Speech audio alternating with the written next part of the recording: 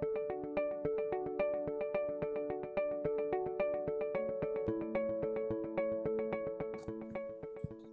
everyone, I'm Lori Lipstein, founder and principal at Thread Strategies, and I'm here today with my colleague and friend Taryn Deaton, also principal at Thread. And thank you for joining our Threading It Together series, where we discuss our favorite tips and tricks for nonprofit fundraising.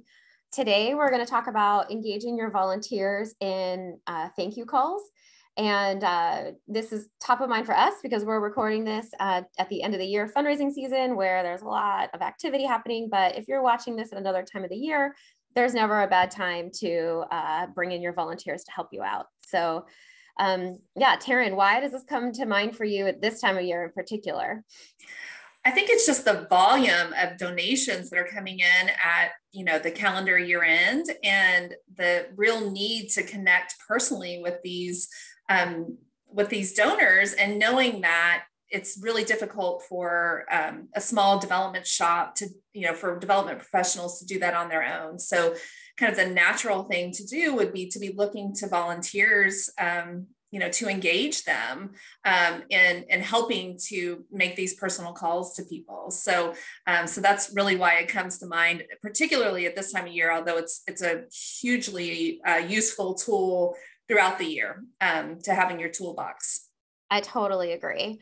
And so, for me, I feel like when I first wanted to do this, it was kind of overwhelming of like, how do you coordinate all these things? But we've actually, Taryn and I have been chatting, and what we want to share with you today is that there's kind of just 3 top line things to do to prep, and then you can be off and running with this technique as well. So number 1 is the who, is thinking about who is involved, both who's making the calls and who's receiving the calls, and just kind of getting your lists in order. So for who's making the calls, think about who has time to get this done. That's really important. If, they could be the best representation of your organization ever, but if they don't have the time to make the calls, that's not going to be helpful. And think about who, speaking of representing your mission, who can represent your mission really well. If you are a youth serving organization, maybe there's some parents who can speak to the impact. If you're serving adults, maybe you can actually reach out to an adult who's experiencing that themselves. Or even if it's a high school student, don't discount them. I've seen some high school students make some really good phone calls.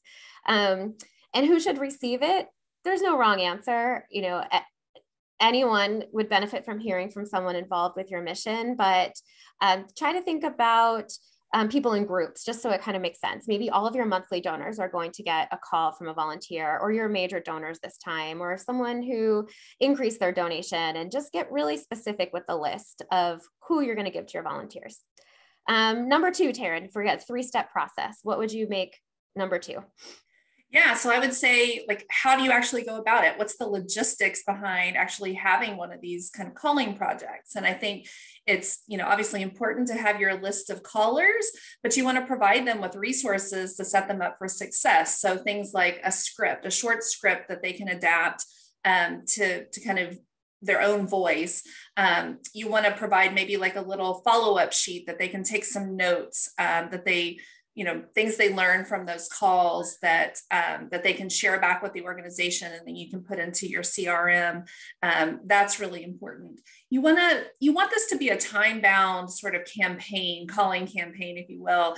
Maybe 2 to 3 weeks that gives people the volunteers the time to do the calls. It gives you enough time to follow up with them, but you don't want it to stretch on so long that folks kind of forget about it. So I think those are the most important pieces when you think about the how and the logistics behind it.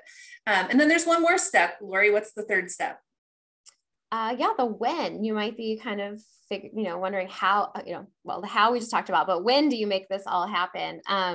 We would say it's great to try to plan for this right after any kind of appeal that you did, where you have a big influx of donors coming in at one time, and not to make it so far from their gift that they can't remember why you're thanking them. So if an end of the year is a good example, we expect that to close up end of December. So planning for this, maybe end of January, early February at the latest. Maybe you want a Valentine's Day theme of showing the love to your donors. But no later than that, if you want it to feel like it connects for the donor for the donation that they made and responded to your call to action. But similarly, if you run a spring appeal and it's a month long in May, you could plan in June for that to be a follow-up. It does take a little bit of time to get your list together and the materials together. So we would encourage you to think of this as the last step in whatever appeal or campaign that you're planning, and don't wait to start planning it until it's all over, because then it might take you a few more months to get it up and running, but really make this a final step in your overall appeal plan. So yeah, there you have it. 3 easy steps to getting your volunteers involved in thanking your donors. We have the who, the how, and the when. And with that, you should be able to get started, even if it's just a handful of folks that you're going to bring in the first time. Give it a try. Taryn, anything you would say to wrap up? No, I would just say have fun. This should be a fun experience and a great way to engage your volunteers in your fundraising efforts with a really low lift, because it's about thanking people. It's about, you know, making those personal connections, and it should be a lot of fun, and just wish you happy calling. I totally agree. So thank you again for joining the Threading It Together series. We hope you found this video helpful. We have more topics on stewardship and end of year and other fundraising related tips and tricks and techniques on our YouTube channel. So we encourage you to follow us. And of course, if we can help you directly, if you have a specific question about your organization, we're always happy to chat. Our contact information is on the Thread Strategies website, and please be in touch anytime. So thank you and happy fundraising.